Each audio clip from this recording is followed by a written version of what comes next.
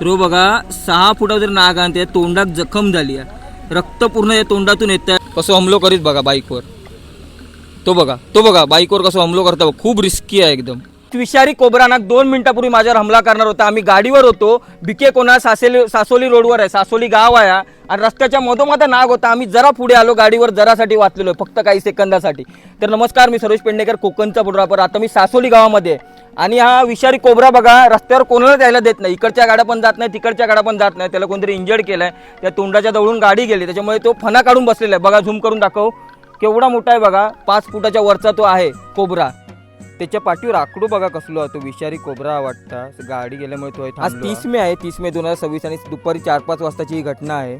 तर आता सिच्युएशन अशी आहे, या सापाच्या डोक्यावरून आणि पाठीवरून 4 व्हीलर गेल्यामुळे त्याचा मणका मोडला आहे. त्यामुळे 2 ठिकाणी इंजुर्ड झाल्यामुळे तो पुढे कुठेच नाही जाऊ शकत. जरासा मोमेंट तो करतो, त्यामुळे दुसरीकडे कुठेच जाऊ शकत नाही.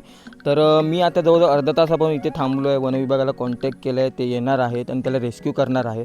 पण इथे दोन्ही साईडला मी रस्त्यावर गाड्यासुद्धा थांबवून ठेवल्या यासाठी की तो लगेच गाडी आली तर लगेच हमला करतो आहे. लोकांनासुद्धा आम्ही सांगतो आहे कोणी पुढे येऊ नका. बऱ्याच गाड्या थांबलेल्या आहे, ट्रॅफिक झालेलं आहे. पण त्याला वाचवणंसुद्धा खूप महत्त्वाचं आहे. रक्त आहे त्याच्या चेहऱ्यातून बघा.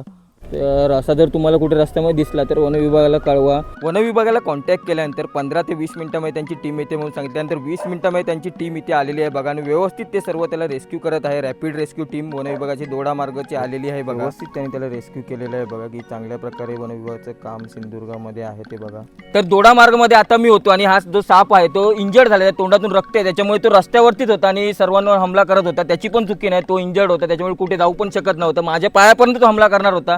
पण आम्ही सिंधुदुर्ग संवर्धन समितीच्या ग्रुपवर पाठवलं. त्यानंतर सावंत सर असतील त्यांना कॉन्टॅक्ट केलं आणि फॉरेस्टकडून दोडामार्ग कुठली टीम आपली रॅपिड रेस्क्यू टीम आहे त्यांची दोडामार्गामधली, त्यांनी आता ह्याला व्यवस्थित रेस्क्यू केलेलं आहे एकदम. आणि त्याला संवर्धन त्याचं आता करतील. त्याला दुखापत झाली तर व्यवस्थित करून मग त्याला परत सोडणार तुम्ही. हो, तर वन विभागाचे आभारी आहे त्याला व्यवस्थित तुम्ही रेस्क्यू केल्याबद्दल. तर जेव्हा रस्त्यावर मी जात होतो अचानक तो साप रस्त्यावर आमच्यावर जरा हमला करायला आला. जराशी गाडी आम्ही बाजूला गेली, पडता पडता सुद्धा आम्ही वाचलो, कारण त्याची पण चुकी नव्हती. त्याच्या अंगावरनं ऑलरेडी गाडी गेली, तोंडावरनं आणि मणक्यावरनं, त्याच्यामुळे त्याचा कणासुद्धा तुटलेला. त्याची जी कंडिशन आम्ही जेव्हा बघितली तेव्हा खूप वाईट वाटलं. त्या तोंडातून खूप रक्त येत होतं, त्याच्यामुळे आम्ही त्याला वाचवण्यासाठी प्रयत्न करणार होतो. पण आम्ही लगेच आमच्या ग्रुपवर कॉन्टॅक्ट केला. आमचे जे आहेत सावंत आणि सावंत मॅडम सर, त्यांना सांगितलं की वन विभागाच्या की ह्याला वाचवायचं आहे. तर त्यांनी लगेच अर्ध्या तासामध्ये तरी टीम पाठवली, त्याला लगेच रेस्क्यू केलं. तुम्हाला सुद्धा रस्त्यामध्ये जर कुठला असं जनावर दिसला, कुठलाही प्राणी दिसला, त्याला वाचवा, कारण प्रत्येक प्राण्याला वाचवणे आपलं काम आहे. जर असं जर दिसला तर वन विभागाला कॉन्टॅक्ट करा आणि प्रत्येक प्राण्याला वाचवा.